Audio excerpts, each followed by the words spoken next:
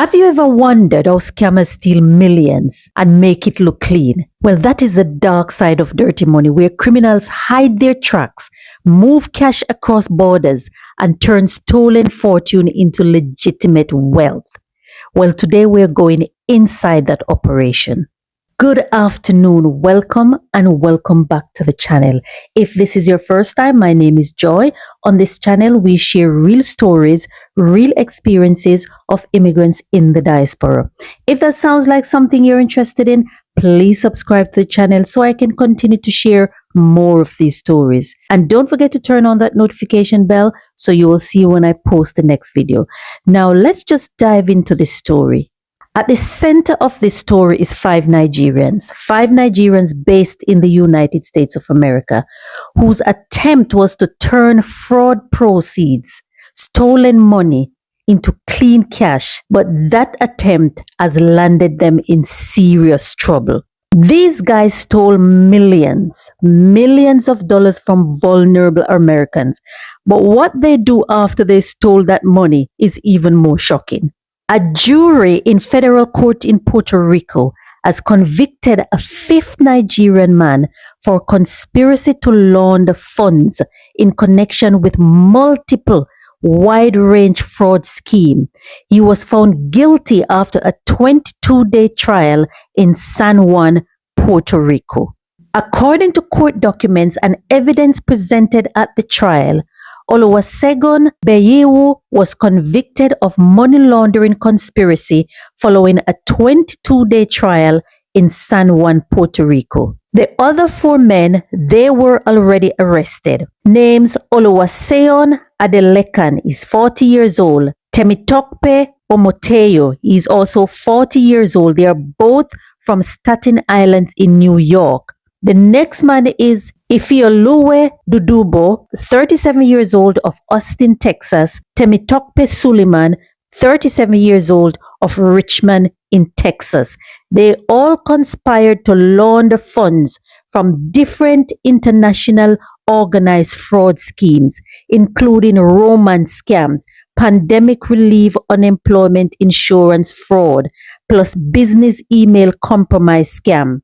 These are just some of the areas that they all try to launder money from and to defraud and scam vulnerable Americans. Now, this is where it gets really interesting. The court indictment revealed that in 2020 and 2021, this group of guys worked together to clear stolen money, which they collected from victims, the vulnerable elderly people in the United States, in states like California, Illinois, Washington, and Nevada, as well as companies in Puerto Rico and Missouri. This is the hidden world of dirty money, where stolen cash is washed clean and sent across international borders until it looked legitimate. They would introduce stolen money into the financial system without raising any suspicion. And this group did that heavily, quite heavily. One way that they would clean dirty money to make it look legitimate was to buy used cars. So they would use that scam money and buy used cars, ship those used cars overseas. Number one destination, Nigeria. So they would ship those cars to Nigeria, sell the cars to dealers and to individuals. So when a dealer in Nigeria buy those cars, on paper, it looks like genuine, honest car business. But in reality, it was a clever way to disguise stolen money. That was just one of their tricks to launder stolen money and to make something illegal look like something ordinary. So stealing the money was only half the job. They have to stay hidden. And car business wasn't the only way that these fraudsters would turn stolen money into ordinary business. These guys would create fake businesses and companies. These companies don't really exist. Well, only on paper. But when they use big names like Shell Company, people would believe that they are genuine, honest business, a big company like Shell Petroleum. When people see that on paper, they would believe that it is genuine. Another method that they would use to make dirty money look legitimate is to split the money into smaller portions, and that is called smurfing. This is to avoid bank alerts. When you deposit large amounts of cash, the bank would ask questions. But when they split the money into smaller portions, they could easily get away with it. So they split the money into smaller portions, deposit into different accounts. That is called smurfing. Another thing that these guys did to convert dirty money into legitimate assets is in real estate, buying properties, residential and commercial properties with stolen money. They would then sell those properties, and the profit that they make from selling those properties, they would claim it as legitimate capital gains, but it was bought with stolen money, scam money. They converted dirty cash into legitimate assets, sending it across borders until it looked clean. This process is called layering. It makes it almost impossible for authorities to trace that money back to the crime. Sending the money through multiple bank accounts, using different names, different IDs. They would use cryptocurrencies to make transaction harder to trace. So these guys are not just committing the crime, doing the crime. They are thinking ahead. They're very clever. This is how dirty money becomes clean money.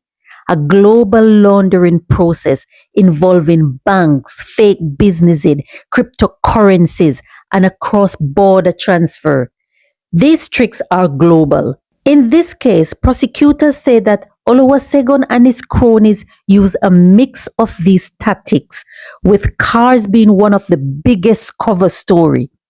In July 2023, a court in Puerto Rico filed updated charges against 4 of the men. It is alleged that the group carried out hundreds of transactions, carefully layering stolen money from one bank to another, from one purchase to another, transfer to export, all to make the money look legitimate. The U.S. Department of Justice confirmed that this scam mainly targeted the elderly and vulnerable Americans. Following their conviction, the inspector did not mince his words. He said the verdict was a warning to international fraud groups.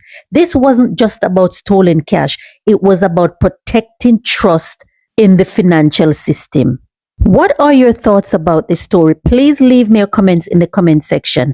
There are many things to take away from this story. One of the things is that this shows how far some people will go to disguise fraud to fool the system. But it also shows something else.